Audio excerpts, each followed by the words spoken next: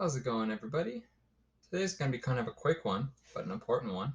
Um, it is November 19th, 2021, and Kyle Rittenhouse has been acquitted of all his charges. I'm not going to even bother with explaining all of the info in the trial. It's been 2 weeks of crazy stuff, so much bureaucratic, legalistic nonsense, and um, talking about the every tiny little bit of every little detail. There's so much out there about it, especially if anybody's watching this like right after it happened. There's not really any point in explaining what went on,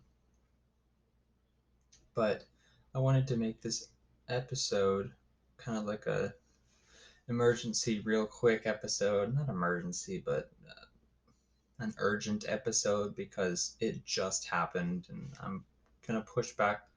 I had recorded some other stuff and I'm going to push it back um, just because this is something I think that's very important to look at from a couple different angles.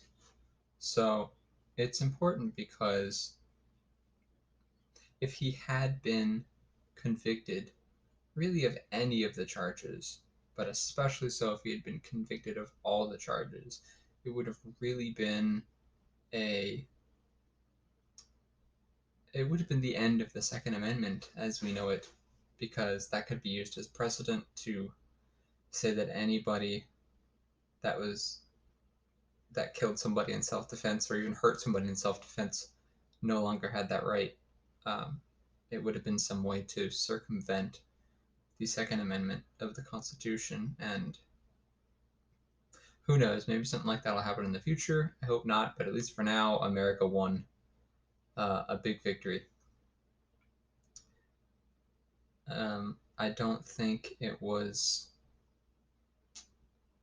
a good trial at all. I think the prosecution was terrible. The defense wasn't great either. They could have been a lot better. And it would have been probably better to have mistrial with prejudice, as a lot of people have been saying, because that would fly in the face of all the stuff that the people on the left of the political argument have been saying about all this stuff. But a full acquittal is good too, certainly for Kyle. Um, my prediction, along with some others, is that he'll probably never have to work another day in his life if he decides to file lawsuits against, geez, he could file a lawsuit against anybody in politics that spoke out against him and get tons of money, probably.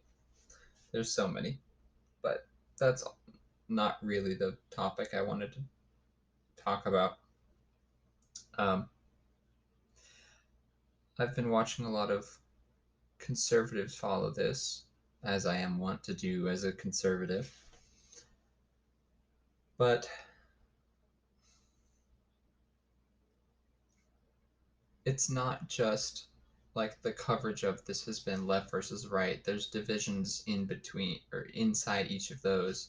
And on the right, you have, I think, the people who are wanting to use this as a way to bash the left, and you see people who are wanting to be left alone and just see this as like a good thing for that.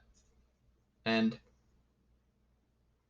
I think there is definitely a time to stand up and be strong.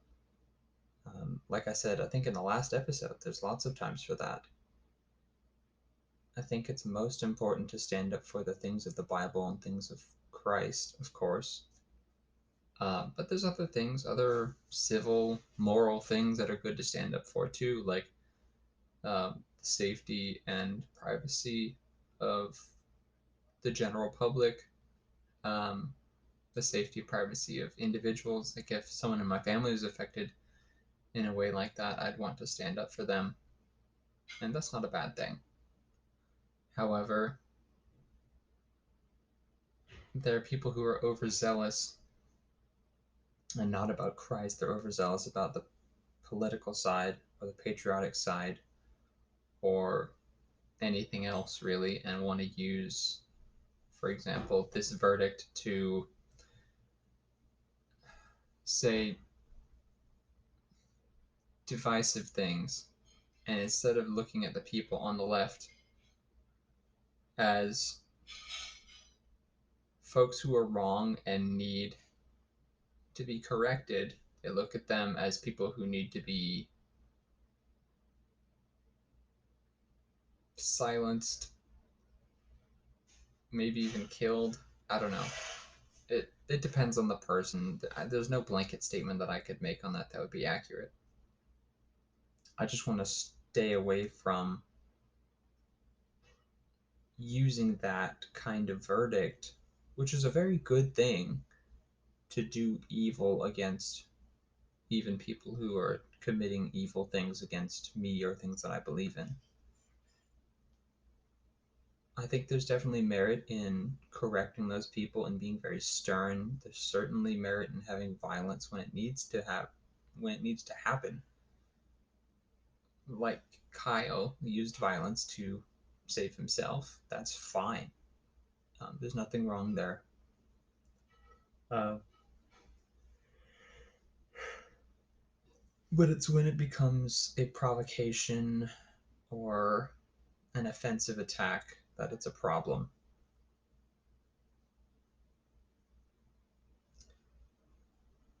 That doesn't mean that Christians have to be cowardly or just watch as someone's coming to shoot them and, give up or something. Christians throughout history have been sometimes the only people to stand up and do what's right. But I think we have to remember that we're not living on this earth and glorifying Christ so that we can have favorable legalistic outcomes. Each of us has been saved. Each of us is using our gifts, hopefully, to further the kingdom of Christ. But at the end of the day, whether it's a rapture someday or we just die and go to heaven, that's the more important thing. That thing will last for eternity, and this will all be washed away. Even the good things on earth will be washed away because none of them are as good as even the smallest thing in heaven. So I just wanted to make a short video talking about that, making it nice and concise because I don't want to get off on the wrong foot with this kind of thing, and I hope this might help somebody who's on the fence, who's trying to think about what to do in light of this verdict.